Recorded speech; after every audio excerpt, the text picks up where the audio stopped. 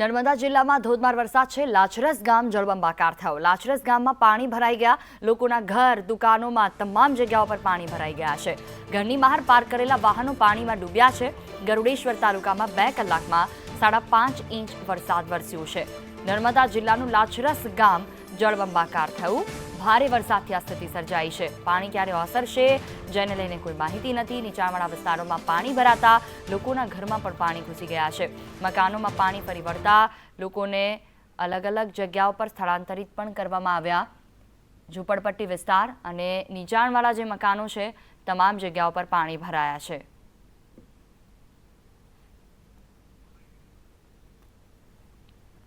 સાડા 5 ઇંચ વરસાદ જેના કારણે આ પરિસ્થિતિ સર્જાઈ છે. એક તરફ નદીઓ બે કાંઠે વહી રહી છે, પરંતુ બીજી તરફ રસ્તાઓ પણ નદી જ બની ગયા છે.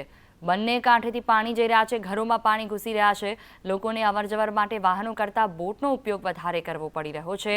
જ્યાં જુઓ ત્યાં પાણી જ પાણી. લાચરસ ગામ છે આખે આખું બેટમાં ફેરવાયું છે.